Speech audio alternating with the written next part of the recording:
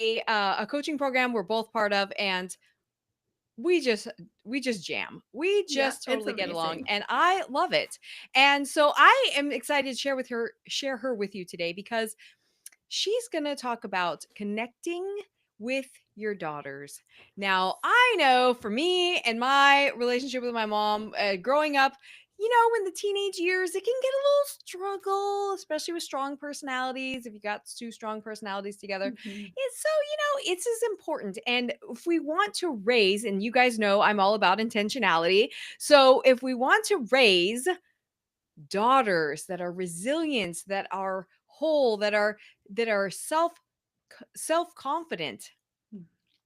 then we need to connect with our daughters, and that's what Shannon's all about. And I'm super excited about this because I don't personally have a daughter, but it's kind of funny. We were just talking this morning. My husband was saying that the way that I interacted with my son and the way he was doing something, it was going to take him forever, and I'm like, here, just done, right? And he's like, that is hysterical. The two different personality styles that we have are just totally clash, like totally opposite, but we complement each other, and Mhm. that connection that I built with my son, with the way that we homeschool in Mhm. the Raising Leaders Roadmap, and just really, really getting that connection down is one of the reasons why I wanted to homeschool in the first place. Mm. And it's that, why would I want to send my kids? My public school students were always asking me, why are you going to stay home? Why are you not going to teach anymore when I was pregnant? And I said, I had my son so I could be with them. Mhm. That's why I'm having him. So I can teach him just as well as anybody else can, right? And they were like, well, that's a good point. And so I love that. And that is really one of the true benefits that not a lot of people talk about with homeschooling. And Mhm. Shannon is a homeschooling mama, and so I love that about her. And she gets to experience all of this goodness and this connection too, and I'm sure she's going to talk about that as well.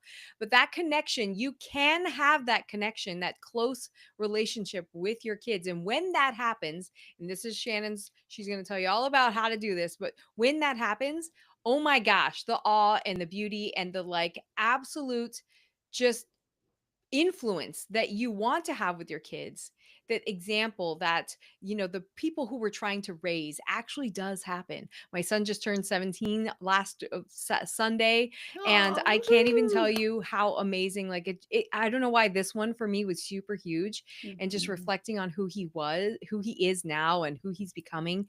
And I am so juiced about the things that we get to talk about and he comes to me with, and it's just so beautiful. I can't even imagine it being the way that I know I grew up in a different Mhm. situation. So, we had a great relationship, but it was still strange, and it was Mhm. it my parents are amazing, but it just was what it was, and I wish we could have had that relationship like that. So, Mhm. I'm so excited, Shannon. Thanks so much for joining us today. Thank you for And you're having joining us, you me. guys, you're joining me on my birthday. I'm Oh, so happy excited. birthday. Oh my goodness. Thanks. Yeah, this is a fun place to share with Woo everybody. woo. I'm so excited I get to share it with you. And Shannon, thanks so much for joining us. You have done a lot of work. You have with families and with kids over the course of your entire career. And I Mhm. love that you're in this space because it's something that's really needed right now. Can you just share with us a little bit about how you got inspired to be that connection point between mothers and daughters and why it's so important for you? Yeah, for sure. Oh my gosh, your introduction is amazing. I feel very humbled. Thank you. So for me, I really am a summer camp counselor turned professor turned mama three. And over just the course of the last like 15 to 20 years, I've really reflected on when I was younger, when I was about 14, 15, I started running self-esteem classes for girls through our local recreation programming. And it was always so curious to me that the moms would drop these amazing girls off to build self-esteem, but then they would leave. And even as a young person leading that programming, it was really clear really quickly that if we were going to get anywhere, moms had to be around. So I always thought when I was big and an adult, I would run a self-esteem class for moms and daughters so we could play and connect and make memories to really help build that connection. So when those girls do have hard things to talk about, that their first point is mom. which is as a mom, I would love to have that honor with my kids. So, went into becoming a professor because that's what my grown up idea of a job would be. And then I realized that if I was going to do this and really start this self esteem program that I have talked about for years, that now is the time because my kids, my girls are really hitting that preteen stage. And it's like you watch them grow up as little babies, and all of a sudden you hit those like grade one, grade two, grade three. And it's like, whoa, we are in that next season where our kids are big and they are starting to come up against hard things like friendship troubles or just like any kind of troubles. It's like there's these new challenges. And I realized on my daughter's ninth birthday when I was putting those candles in the cake, it like really hit me. Like just like what you said about your son at 17, the ninth birthday for me was like, if I'm going to do this and get savvy at this, it has to happen now because otherwise I'm going to miss it with my own kids. And so I would love to come in here and be like, I have it all figured out. Like I have the map, like we can do this, you guys. But it's so clear that this journey of learning how to raise resilient girls is going to take our whole community and figuring out what's working in these different, not silos, but in these different areas of expertise and really kind of put them all together. And that's what kind of the journey that I'm on and the mission I'm on, because I feel like girls in today's world and parents in today's world, we actually don't really know where we're going. We don't have a clear map of what our future is going to look like. And we know with social media and like this digital world that there's some big challenges that we didn't experience as kids. So we don't even have like, well, when I was a kid, I did this. We don't have that. And that's slightly terrifying as a parent. So here we are. And I'm so excited to connect because I am a homeschooling mom, but I am so much an infant. So I have Cami kind of leading the way and like helping build my own self-esteem. So thank you. Absolutely. Yeah, we're all and I love how you mentioned that it's a community, it's a village because things are changing. You're right. The world has changed so much and we can't say, well, we didn't used to we didn't even have phones when I was in Yeah. school. Like I went through all of my whole school with no phones.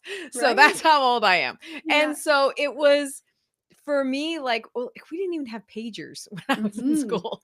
It's that's how old I am. And so it's being in this world, especially with girls and knowing how girls relate to each other and the different ways that they are, I want to say the mean girls or the different ways that, Mhm. especially the exclusion. I read a book a long time ago that Yeah. was talking about between like, I think it was fifth grade and ninth grade, that time where girls are, they use exclusion as the way to uh, just that's their bullying, right? So Yeah. that's their bullying and it's changed now, but it's still the same, right? It's Yeah. exclusion, but it's more than that because we have social media, we have all of the texting and the everything. So and the phone and the photos everywhere and all Mhm. the things. So I love this. You're so right. It's so weird. It's so I should say it's so normal for Mhm. parents to think that we just drop our kids off, especially if we're used to doing that with school. We just drop our Yeah. kids off. And so we drop our kids off to have self-esteem classes when we're actually part of that. We don't recognize our role there. Mhm. So I Yeah. love that we're talking about this because this is something as homeschoolers, we take on all those roles and it can feel Yeah. heavy. It can feel Mhm. very hard and lonely and what am I'm messing up my kid, it's all on me, like I can't blame Yeah. anybody else for messing up my kid. And so that's really important for us. I want to just briefly touch on the resiliency because we talk Yeah. about this a lot and I feel like people understand what resiliency means, but Mhm. what does it mean for a child and especially a young girl to be resilient? Like, what Mhm. does that look like? I think everyone probably has a little bit of a different definition. And Mm, coming from academics, I'm always like, here's the thousand ways we can define it.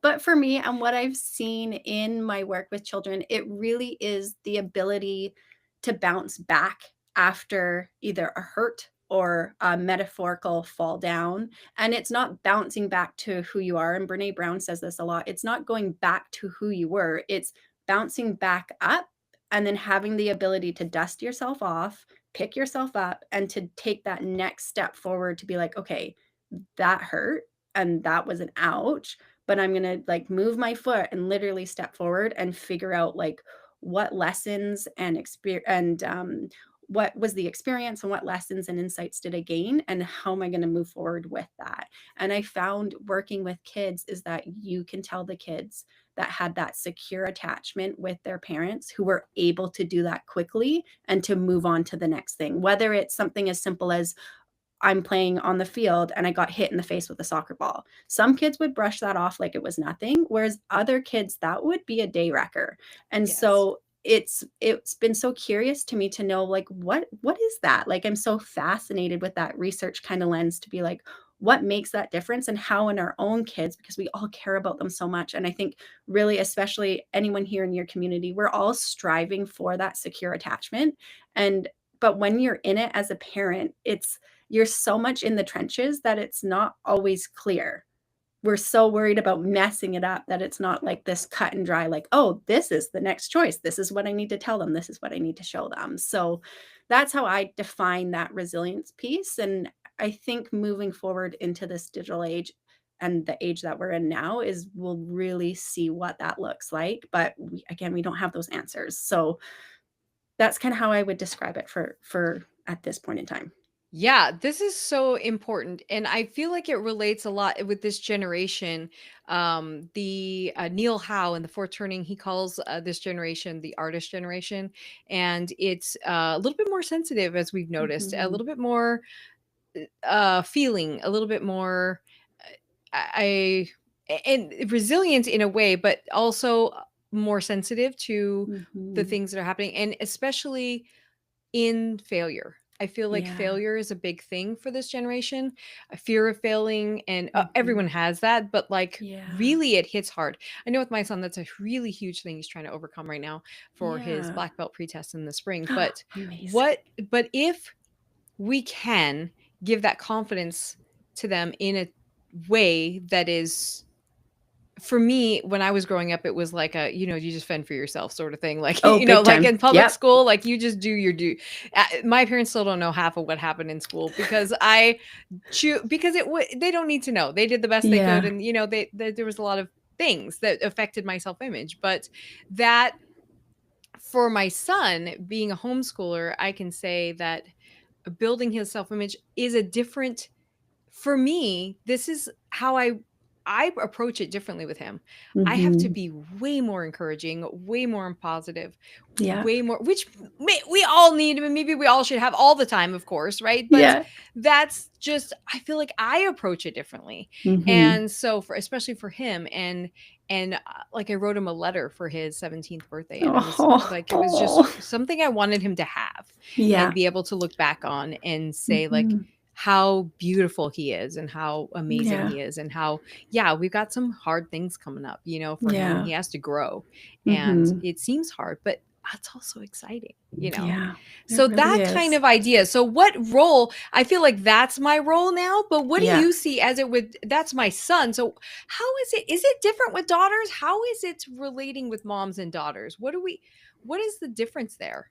Well, you know what? I actually couldn't tell you that because I never like when I worked with so many kids, like thousands and thousands of kids, but I everything I did really leaned towards those girls. Like a lot Mhm. of my programming that Mhm. I taught, I found that not only did I relate to them better, but I never grew up with boy cousins. I never had a brother. Like I was Mm. never really in that world. And then my husband and I always thought we'd have three girls. And then surprise, surprise, our last one was a boy. And sometimes I think like, whoa, like this is so new and different. And so I think what matters is that when we talk about connection and resilience and um, those relate to whether you have a son or daughter. It really does. Mhm. It's Mhm. just the way I think boys and girls tend to play like when we talk about like connection through play they might choose different activities they might not but they might and so I think anyone who's in the homeschooling world really is savvy I call it street cred so when you look at your kid you're going to know what are their likes and that's your street credit as long as you know what they're interested in then you can build that connection quickly and when you do that consistently you really realize how influential you can be as a mom or a dad or a grandparent in that young person's life, because it goes back to, like, Mel Robbins always talks about you're influenced mostly by the 5 people you hang out with. And as a stay-at-home mom, well, my kids have a lot of mom time, like, probably an over amount, and so I'm really cautious and conscious of how do they look at themselves? What words am I using? And I really am that front, like I'm that front line of, I call it like the front line attack on self-esteem. I can build it or I'm taking it away. So we're either building it or I'm demolishing it, and we obviously don't want to demolish it. So what are we doing to really boost that self-esteem in our girls? And while that feels like a lot of responsibility, it's actually quite exciting in a world where we can't control everything. But we get Right. to control that front line, that very front person that they get to connect with, because it's us. And that's like really empowering if you think about it. Absolutely, 100% agree. That's how I feel too. And I just had, as you were talking, I just had something pop into my mind. So, this is something that I'm constantly working on. I love personal growth and in success principles and leadership principles. I've been studying for the last 20 years. So it doesn't Oh, really, amazing. this doesn't, this is my world. But Yeah. what if we are not in that space? What if we don't feel as moms that we're self confident Yeah. ourselves? How do Mhm. we build theirs when we don't feel good? Yeah, that is such a good question. I'm actually writing a book about it. It's called Finding Woo, a mother's guide to the transitions of motherhood, and the different stages we kind of go through as our kids grow up. And I think, and I feel like we've talked about this in the past, when you work with kids before having your own kids, you kind of go into your family life and building a family as like, I've got this. Like, I really know kids.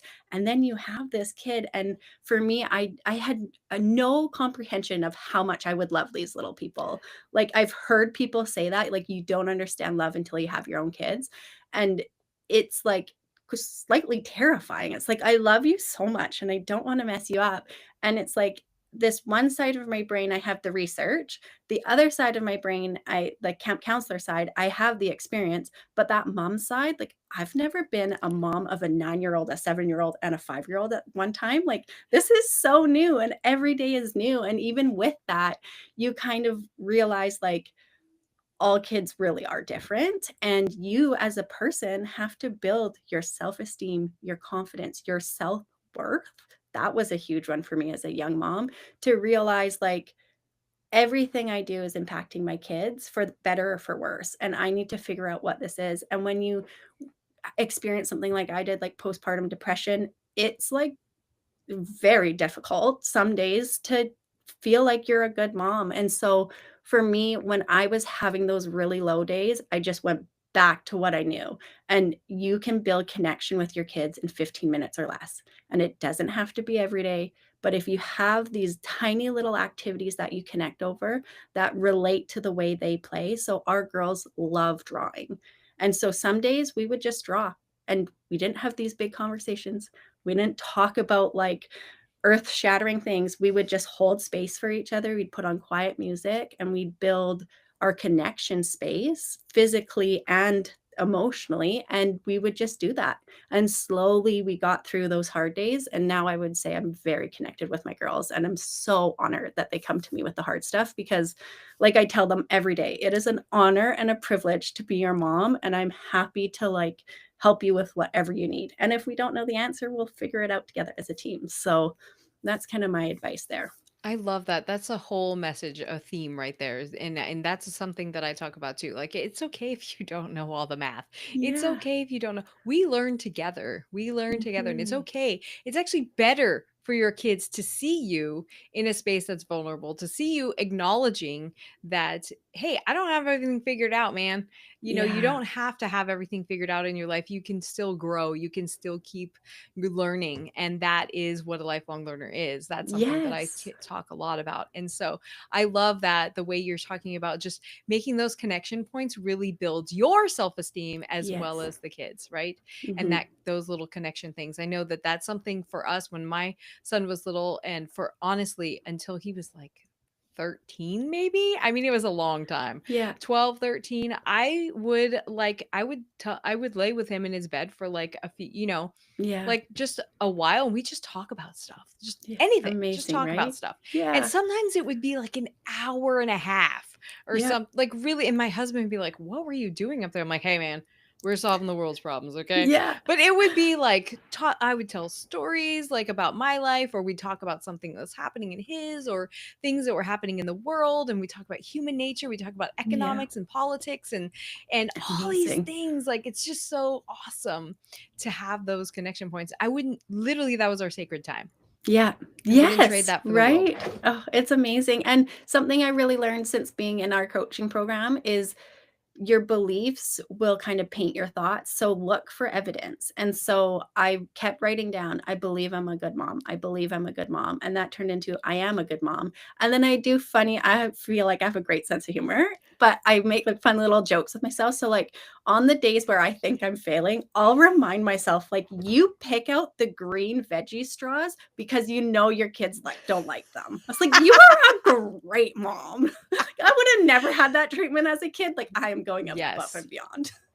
You Which, are. right? Absolutely. That Thank is you. love right there. That is Yeah. love. Yeah.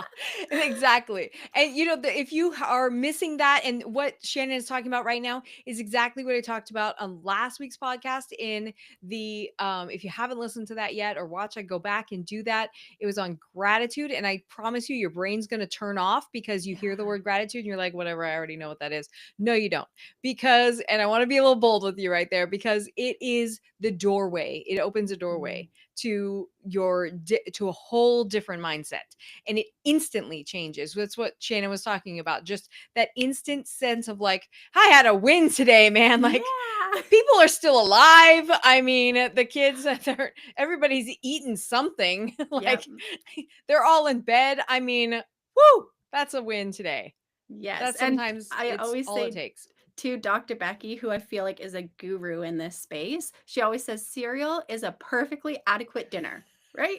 And it's like, Yes. yeah, I'm rocking it. We had cereal. We're rocking it. We are winning. Exactly, exactly. I know, and we have all these things that we this giant list as moms that we are shoulds, right? Yeah. All the should things that we want to do. We should have healthy meals. We should have a clean house. We should have all the decorations up. We should have all the things. Which, by the way, I haven't. Mhm. Like October was our first decorations for the whole year, and we didn't even put them all up. Okay, Amazing. I'm just saying it's the first year we did that, but I'm kind of like we got big things going on. So, but you mentioned some other activities that Mhm. parents can do. So I can't leave without making sure that we give parents something to do. And by the way, if Amazing. you're like Shannon said, if you're a grandparent, you're an aunt, these are all things you can do. Oh, 1,000%. I feel like we were so blessed. We were raised by our grandma and nana, and I feel like they have influenced us so much. So never discount your influence because aunties and uncles and grandparents are like the village, right?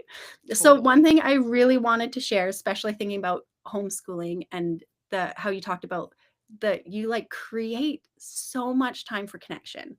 And I totally have learned that not every day is total bliss, but it really is so cool for us and for me to see. One thing that I really love teaching parents or anyone who will listen is how to make a memory. And so I have a background in tourism. And so if we think about like going on some kind of an adventure, if we break down how to make a memory, it's actually really doable as parents, even on those days where you feel like, whew, like we're kind of like in the thick of it and going through it. So, one thing I like to remind parents is when we take like a field trip, for example, I still call them field trips. So like a homeschool field trip, you're leaving your home, you're Absolutely. going like out on an experience. Um, as mom or dad or whoever's planning it, you usually are planning it, then you're organizing it, you're trying to like think about like just all the details, right? But when we think about our kids, they actually move through that experience very differently than the planner. And so in tourism, we talk about these five things our participants or our kids go through, and it's the anticipation of the field trip, the travel to the field trip itself, so participating in the event, and then leaving the field trip and then the reflection piece. And when you make a memory, that reflection piece is so key to kind of close that loop. And oftentimes we get on this like kind of like this treadmill of like, okay, we've done that. Okay, we've done that. This is next. That's next. And we forget to take a breath and be like, well, what did you think about that? Like, how was it? And so I really try and focus with our girls to either make a scrapbook or like a little written visual of what that experience is, because it really does close that loop. And so when we're talking to our kids, talking about the actual experience is one thing, but then talking about like, okay, the drive is 90 minutes. You might want to pack a bag. When we get there, we're going to be in a parking lot and you're going to want to bring a big coat because it's about 10 or 15 minutes to walk to the venue. Then when we're at the venue, for our kids, because we always live so far, we always eat first. So, and that like worries them. So, okay, we'll eat first and then we'll do the experience. And then same thing on the way back, make sure you go to the bathroom because it's a long drive. And sometimes, and then when we go into that reflection piece, we just talk through that however you want as a parent. For me, as someone who's very focused on making memories, I always say, I'm responsible for their childhood, but this is my motherhood too. And I very much take ownership and empower myself to make sure that I'm enjoying it. Because if I'm enjoying it and happy, my kids are going to enjoy it and they're going to be happy. And that is another little boost of self esteem that I can give them, because now we've created an experience where it kind of works for all of us. And lots of times, like even if we think about something smaller, going to the beach, and it's always like so great, but when you have little kids and you're leaving the beach and everyone has sand and people are starting to get cold, it kind of like sometimes can end in a great big meltdown. And I always remind myself, a memory doesn't have to have gone perfectly to be beautiful. And so in that reflection piece, I don't talk about, oh, well, you ended this with crying, or remember that like crappy car ride on the way home. Instead, I just talk about those really fun pieces, and we can address the things that don't work well. But in that reflection piece, I make sure to approach it with love and kindness and respect. And then when we change it next time around, the kids are like, oh, we did this differently and it worked so much better. And again, that's like giving them that empowerment to be a little bit more resilient. So I just, as folks who are going on field trips and taking their kids out, it's just a hack that I just love sharing because it really does work in a wonderful way. Oh my gosh, it's so huge. And literally, you're speaking to me right now. I'm like, man, I need to be better on that because I love the reflection part. I'm all about Mhm. the discussion is where meaning happens. And Yeah. that's where learning happens, actually, if you look at academic speaking. So, Yeah. and you know that as a professor, there's, discussion is where the meaning actually happens in the learning. So that, and your kids aren't going to remember the Yeah. meltdown. They're No. not going to remember the meltdown. No. They're going to remember playing in the sand That's right. and all the fun Yeah. things. And as much as for us, like me, especially leaving and going on a trip, we just went for Thanksgiving. We took our travel trailer up to Mount Shasta up here in Northern California. And it was like, it's so hard for me because we have Mhm. special dietary needs. I have Yeah. Crohn's disease. It's hard for me to travel. So like it's unbelievably stressful for me Yeah. to prepare to leave, even though we're like taking our house with us practically.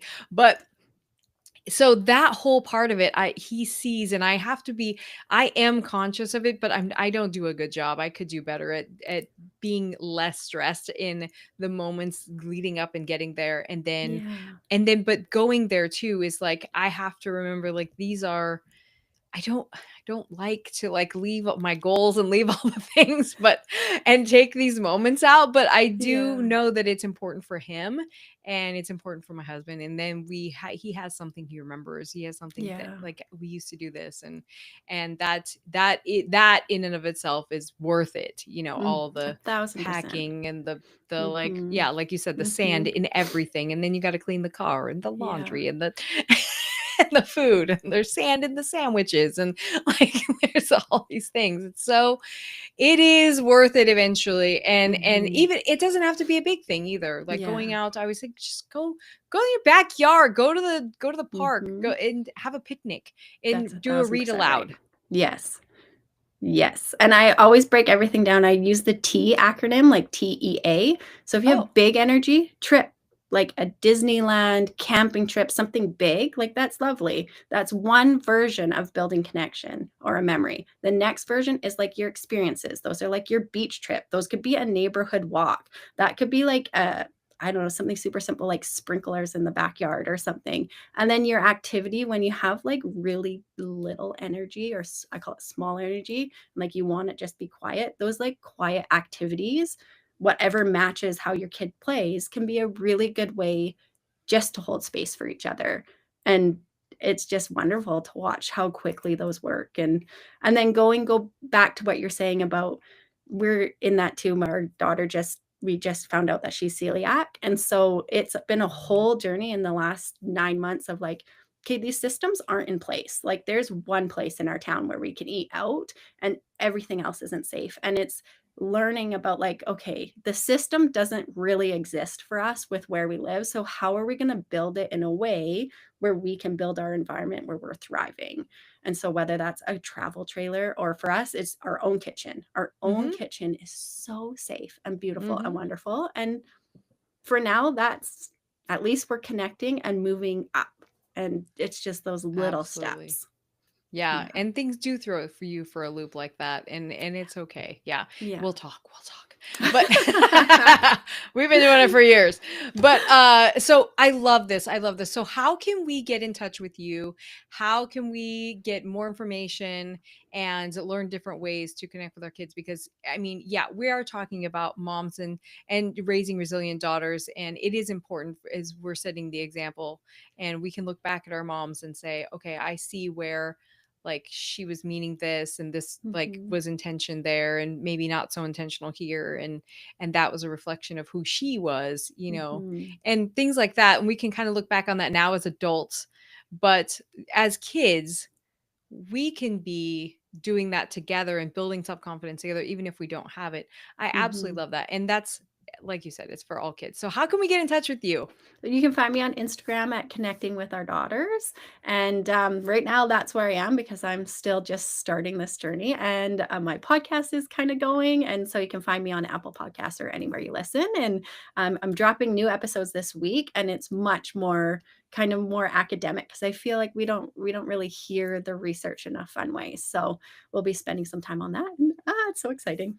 Yes, our type A mamas, you can get all your research and all your academic information, your data. I love Right? it. I love it. So that's awesome. And if you have loved what you're hearing today and love what you're resonating with me and Shannon, just make sure you reach out and take those opportunities to get more information. And that is one thing I feel like parents don't do enough is to get Mhm. to there's so many people with different strengths and different gifts that are willing to share their information, and just reach out. That's all you have to do. You'll find people are more generous. Like I know Shannon and I'm very generous with what I share with families, because we're here for a reason. This is what we do. Mhm. This is our life and this is what we love. So we want to help you, and so be sure to reach out. And also if you're resonating with this, hey, could you give a little comment, a like, a subscribe, follow me on the podcast. And if you take and do a little review on the Apple podcast, if you just take a little snapshot of it and send me a DM, I'll totally send you a free guide on the 3 foolproof ways of raising love of learning in your home. So I'm super excited about what we talked about today and what we're doing. And please also join me next week in our Inspiring Lifelong Learners Masterclass, because that's where we're going to talk about a lot of this stuff and even more of how to build your culture, your homeschool culture, to make sure that you're intentionally raising lifelong learners and leaders. So, thanks for joining us today. Really appreciate you, Shannon, Thanks, for spending everyone. time with us. And I know that you're going to hear more from her coming pretty soon. Thanks for Talk to you having me, then. Cami. It's been wonderful.